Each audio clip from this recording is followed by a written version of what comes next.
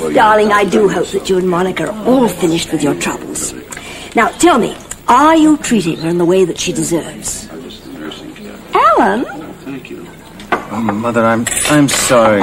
I'm sorry. Is something wrong, dear? You haven't been paying the slightest bit of attention to me. No, nothing's wrong, and yes, I am being a model husband. Can't you tell just by looking at Monica? Yes, she does look radiant, doesn't she? Stella, you've outdone yourself. Oh, thank you, Doctor. Mother, try one of these. Oh, thank you, dear. Tracy, Monica? I really am happy for you, Tracy. Well, for some strange reason, I believe you. It's true. For your father's sake, I hope that we can all live happy lives from now on. You do love him as much as I do, don't you? Yes, I do. And I know the reason that he is feeling as well as he is because you've taken such good care of him since he's had his heart attack. You know, I think I could grow to like you, little by little. Now, don't get carried away. No, you're right, I won't. But I could start by asking you to be the matron of honor at my wedding, please. Really? On the contingency that you don't look too pregnant. Well, I don't think I'll be showing that much, but tell you what, I will try to look decent. Okay.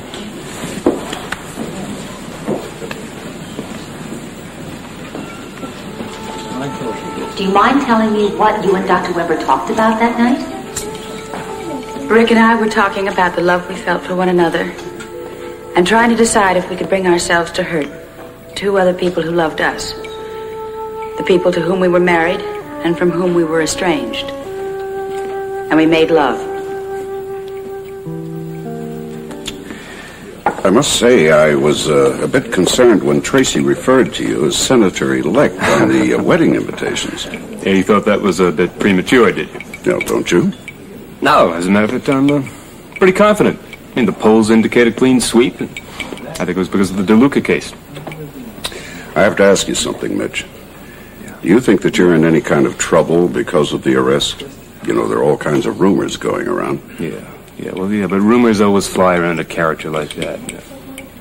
No, I would say you have absolutely nothing in the world to worry about. Well, I'm glad to hear it, Mitch. Oh, I would like to repay another $10,000 of that very generous loan you gave me, sir. Well, Mitch, I am overwhelmed. You sure you can afford it? Yeah. Let's just say a friend repaid an old debt.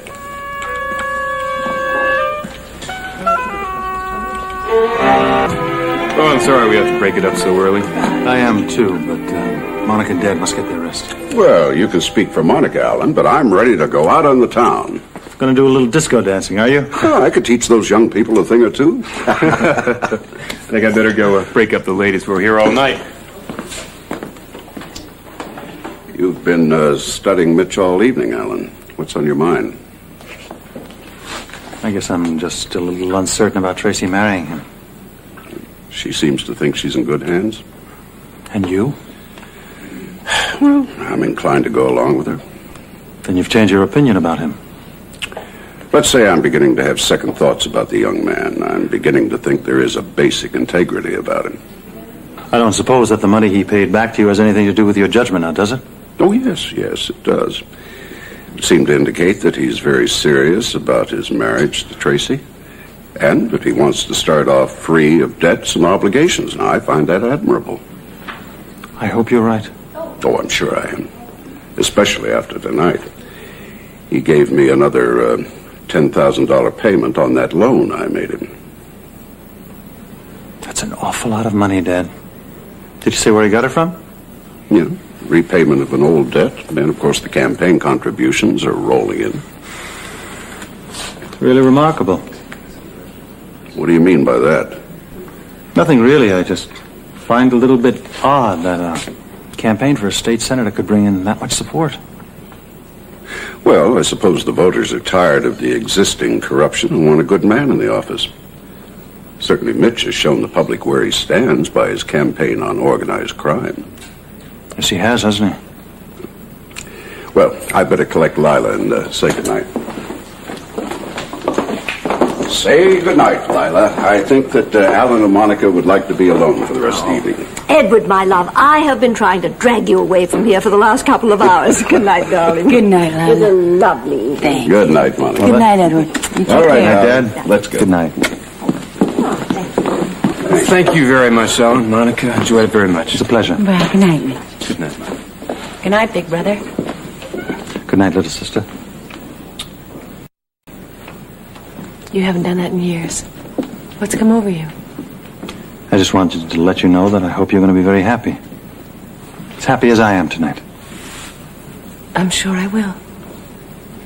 Mitch, I think we better get out of here before all this affection suffocates me. Good night, Monica. Good night.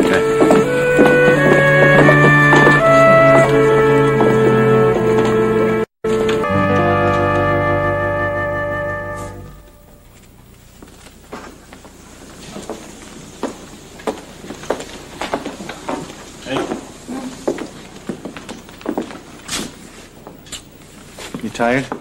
Well, a little. But I think everything went well, don't you? Excellent. I'm surprised about how well you got on with Tracy. Well, I think Tracy's mind was on her wedding. She didn't have time to be her usual self. You mean her usual catty self? But you know, I never realized until tonight how much she really does love Mitch. Yes, it's rather sad, actually, isn't it? It's the first time in Tracy's life she's ever been so fully committed to someone. I mean, she's as committed to Mitch as I am to you. I don't see anything sad about that. No, I just feel that if anything ever got in the way of her plans, it would really destroy her. You sound like something could happen. Monica, what do we really know about Mitch now? I don't mean his background or anything like that, but I mean, what do we know about the man, what goes on inside him underneath the surface? I don't know. I've never given it much thought, really. But, well, now that you mention it, it seems like there's kind of a facade. Exactly. A facade that doesn't allow you to chip through it and find out what the real person's like underneath. Well, Tracy's committed. Better or worse. Shall we go up? Good idea.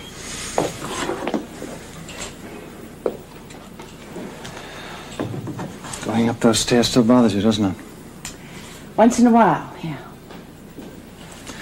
Sometimes I think that you've forgotten all about that quarrel. And then, like now, I see it in your face, and it hurts me so. Well, I don't think about it all that much. Most of my time spent thinking about my daughter. A daughter? Mm-hmm. You pulled a real switch on me. Up to now, it's always been a son. Well, Lila and I have decided that there's too much male chauvinism around here with you and Edward. We need a girl to balance out the odds. And besides, a little girl's much more fun to dress up. You know what? What? As long as it's a healthy baby, I really don't care if it's a boy or a girl. You know what? Neither do I.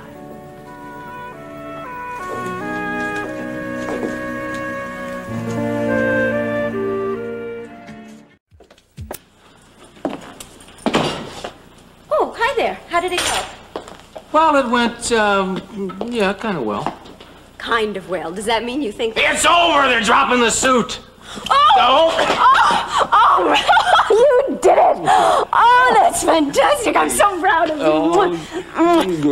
Did you call anybody? Did you tell Lee? Did you tell Monica? I wanted to come straight home to you. Oh, I love you best too. But here, come on. Call. Right now, call. All right, all right.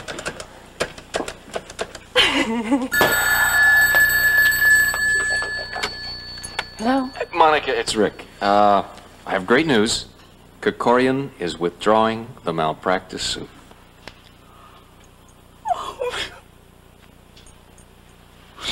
Monica? Monica? No, who is this? It's Rick, Helen. What happened to Monica? Well, she started crying. What is it? We broke Kerkorian down. He's dropping the suit. Look, why don't you go ahead and take care of Monica, and I'll tell you all about it tomorrow. All right, Rick.